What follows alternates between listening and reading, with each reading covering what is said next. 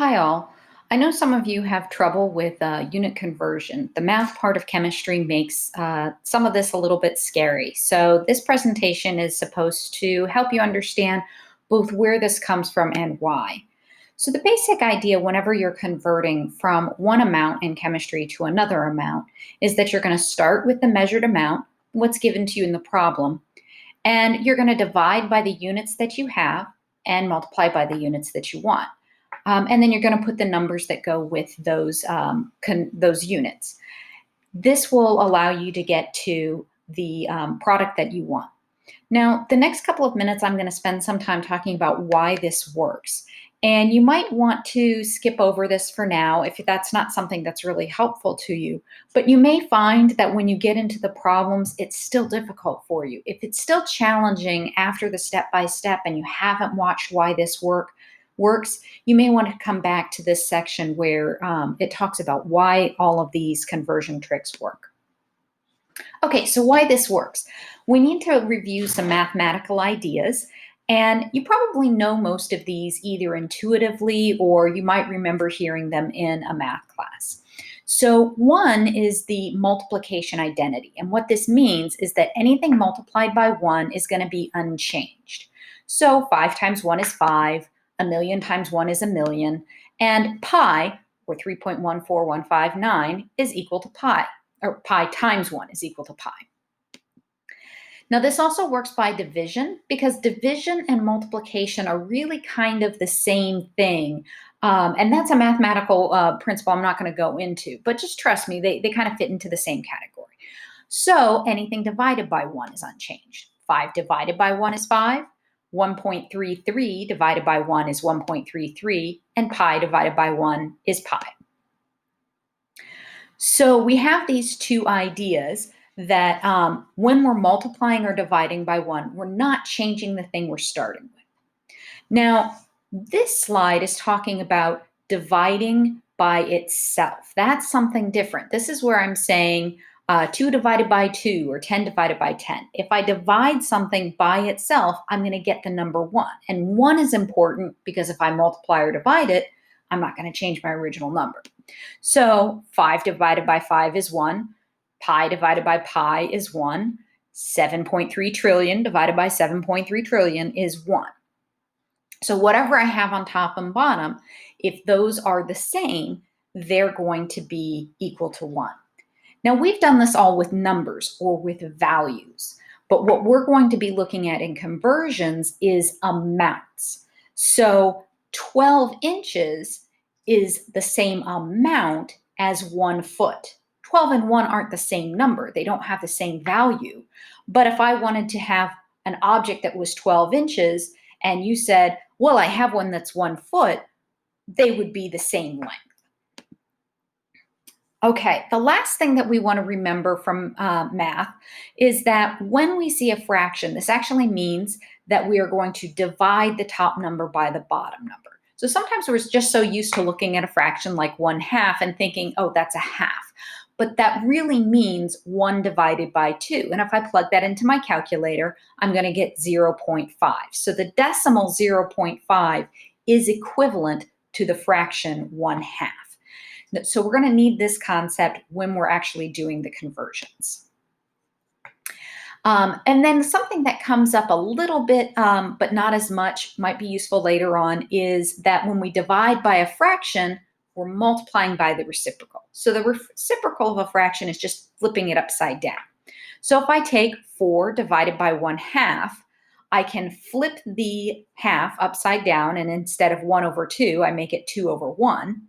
And I say 4 times 2 over 1, and that's going to be equal to 8. So if you plug into your calculator 4 divided by a half, or as we know, a half is equal to 0.5, 4 divided by 0.5, we're going to have that equal to 8. Okay, so this is why all of this works. Now, let's go back to conversions. When we're making a conversion, we are going to multiply by a ratio, and that ratio is going to be a fraction. So something on top and something on bottom. The top and bottom are going to be equal to one another, but they're going to be equal in amount. And the fraction because we have the same amount, top and bottom, is not going to change the amount of the material that we have. So for example, let's say a man is 72 inches tall and we want to know how many feet tall he is. We're going to start with our measured amount, which is 72 inches. Then we're going to multiply that by a fraction or a ratio. And that ratio is going to have the units that I want on top and the units I'm trying to get rid of on bottom. So I'm going to put feet on top and inches on the bottom. And I know what's equivalent is 1 foot and 12 inches. So we're going to multiply by that fraction, divide by what I already have, multiply by what I want, and it looks something like this. So 72 inches is equal to 6 feet. So what we often say is that the units cancel. When I have a unit on top and on bottom, the way inches is on top next to the 72 and on the bottom when it's next to the 12, those units cancel. This is kind of like having a 12 on top and a 12 on bottom. Those two reduce to 1, which makes it look like it's disappearing. So we can cancel our units whenever it appears once on top and once on bottom. Okay, so you may have noticed that 1 doesn't equal 12, and we said that our fraction was essentially going to be multiplying by 1. So this is where the value, the numbers are not equal to one another, but the amount is equal to one another. So we are not looking at the numbers being equal, but the amounts. So let's think about baseballs. A baseball weighs about 150 grams. So if I have 2 baseballs, they're going to weigh 300 grams. So I could tell you that I have 2 baseballs, or I could tell you I have 300 grams of baseballs. Either way, I'm telling you the same amount of baseballs.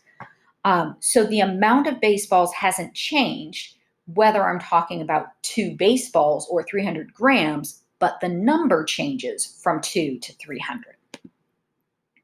Similarly, a foot is the same amount as 12 inches. So in making a fraction out of those two, I'm not changing the amount that's present. In the case of the example, the height of the man, I'm not changing how tall he is. I'm just changing the units that I'm measuring it in. Okay, so fractions are used in conversions, and they have the same amount on top and bottom, but different numbers. So how do I make sure that they're the same amount? This is where it gets a little bit tricky. Most of us know that 1 foot is equal to 12 inches, but that's not very useful in chemistry. We need to know the conversion factors, how much of one unit is equal to how much of another. So the ones in chemistry that we use most often are 1,000 grams is equal to 1 kilogram. The prefix kilo means 1,000. 1,000 milligrams equals 1 gram. The prefix milli means 1,000th. So we have 2 prefixes that both mean about 1,000. One means that it is 1,000 things put together, and one of them means I've divided something up into 1,000 pieces. 1,000 milliliters is equal to 1 liter. So these are the most useful conversions in chemistry. So let's take an example here. We have an object that weighs 34.5 milligrams, and I want to know how many grams this is. I'm going to start with the measured amount, the 34.5 milligrams. Then I'm going to multiply by my fraction.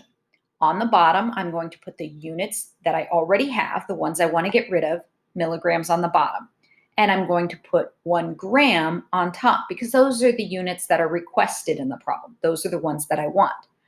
As far as the numbers are concerned, I'm going to go back to my list of conversion factors and say, 1 gram is equal to 1,000 milligrams. And so I set up the numbers this way. I simply multiply and write down what the calculator says, 0.0345.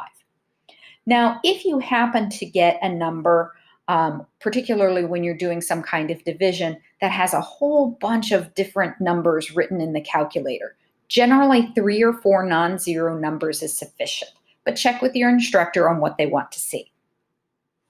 All right, let's try doing something that's in large units, liters, going to smaller units, milliliters. How many milliliters are equal to 1.25 liters? If I take 1.25 liters, my measured amount, I want to multiply it by a fraction or a ratio that has liters on the bottom, because that's what I'm getting rid of, and milliliters on the top, because that's what I want to go to. I use my conversion factor. There are 1,000 milliliters in 1 liter, and then I multiply it, and I get 1,250 milliliters. This also works when I'm changing my dimensions. Let's say instead of measuring mass, I'm trying to measure volume. I can use the density of a substance in order to make that change. So the density of all aluminum is 2.7 grams per milliliter. So in saying that I have 1 milliliter of aluminum of volume, I'm also saying that I have 2.7 grams of aluminum, which is a mass. So what if I had a mass, or what if I had a volume of 5.5 milliliters of aluminum? I can use my conversion factors. We're going to start the same way we always do, the measured amount, 5.5 milliliters of aluminum. We're going to multiply by a fraction, where on the bottom, we're going to put the units we already have, in this case, milliliters. And on the top, we're going to put the units that we want, in this case, grams. So we will have 5.5 milliliters times 2.7 grams per 1 milliliter. When we multiply this out, we get approximately 15 grams. You'll notice it won't be exactly 15 grams, but each of the numbers I'm multiplying has 2 digits in it. So I'm only going to put 2 digits in my final answer. This has to do with significant figures, and your instructor will tell you how they want you to use significant figures. What if I wanted to go in the other direction? I already have the mass of something and I want to know how big it is. So if I have 3.2 grams of aluminum, what is the volume going to be? I start with my measured amount, 3.2 grams, and then I multiply by a fraction. This time, though, I want the grams on the bottom because I already have grams and milliliters on top. The conversion ratio doesn't change. I still have 1 milliliter per 2.7 grams, but where I place those numbers in my fraction will be different. So 1 milliliter goes on top and 2.7 grams goes on the bottom. When I divide this out, I get 1.2 milliliters.